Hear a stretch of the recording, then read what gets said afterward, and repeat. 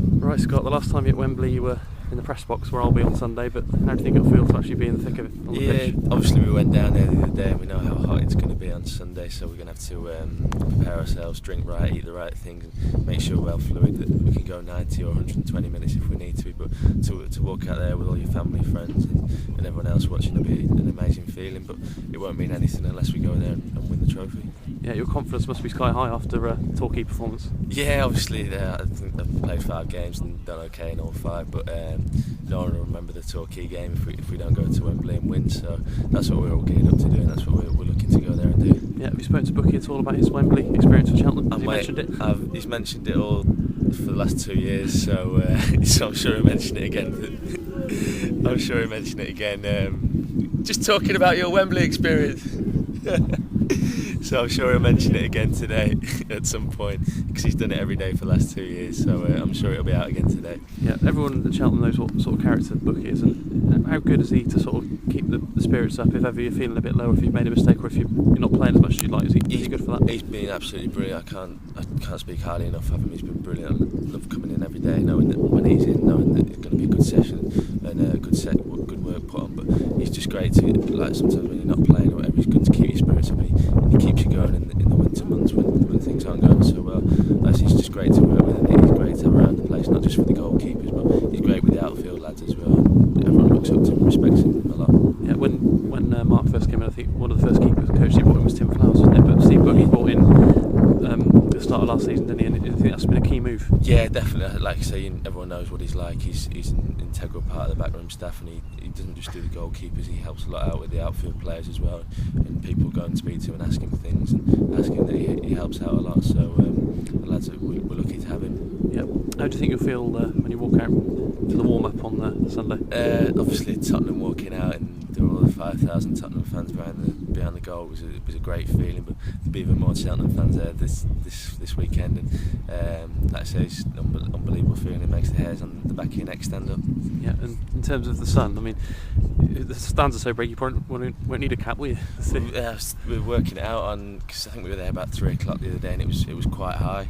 But hopefully that won't come into play too much. But if it does, then hopefully the stands will block it out because they're that big. But if it is, it's just something you've got to deal with and just get on with it. But like I say, it's going to be a hot day, so we need to.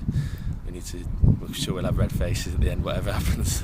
Yeah, Crewe obviously have edged both games once with a penalty, wasn't it? And the other game was tight in the league this season, and it was a bit like that with Grimsby, wasn't it? Because they won 1-0 and 3-0, but even the 3-0 was a fairly tight game. Yeah, well, I think the first game when we played Crewe, we should have beaten them, but just a penalty that we conceded. But the second leg, we didn't really create too much. Not the second leg, the away game, we didn't really create much. And they had a couple of chances, but we need to get more runners in the box than we did that day and create more chances. But like I say, I'm sure we're more than capable of doing that. Yeah, you've won your last 4, seem to be getting back to your best form. They're unbeaten in 18, I think. It's 2 in-form teams, and both teams like to play football, aren't they? Yeah, it's like both teams like to get the ball on the ground, so it's not going to be ball in the air and that, and the pitch will suit both teams. It's a big open pitch, and they like to get it down and play. They've got some good forward players and some experience at the back, and it's a very similar team to us really. We've got experience at the back and we've got some good forward players. Hopefully on the day, I think we're slightly more experienced than them, and hopefully that'll tell. Yeah. News this morning that Jack's been called up. Yeah. Have you had a chance to get in touch with him at all yet?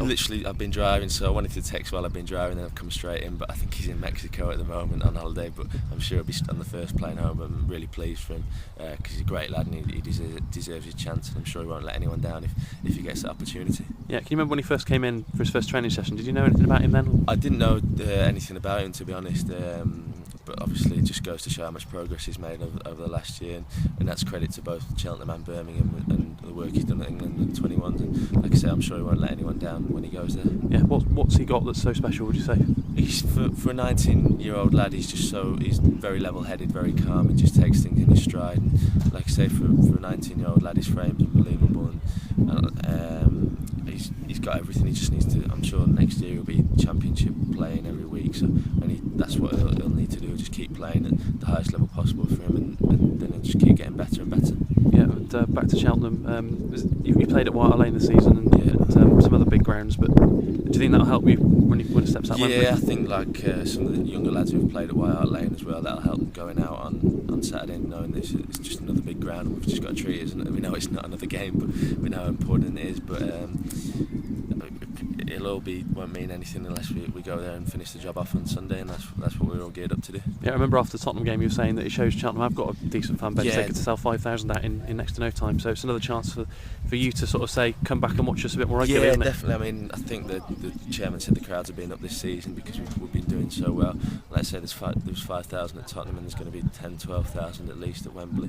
Like I say, it just shows that if whatever there is a fan base for Cheltenham, people in Cheltenham do like football, and it can be a football town, and it'll prove that on Sunday. Yeah, on the subject of your journalism course, how's that been going this year? Are you enjoying it? Like I said, I've really enjoyed it. Me and Benno, because Benno's doing it next year, I've got to go. We're meant to be in on Monday morning for residential week, but we've managed to get it off till 1 o'clock. But if we win, I don't think we'll be going in, so we'll see what happens anyway. Yeah, because you don't want to miss the parade, do you? Because that's Sunday evening. I think we're going to try and get there for 1 o'clock, and then try and get to the journalism course for 1 o'clock, and then we'll see what happens after that. Yeah, and from what you've seen, the experiences you've got, and the people you talked to, is it a career you definitely want to go into?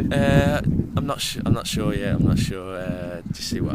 I'm just keeping everything open-minded. At the end of the day, it's a qualification, and if it helps me with anything else, then great. But I've really enjoyed it, and I just watching football. I love watching football or any sort of sport. So I say just see what happens. Yeah.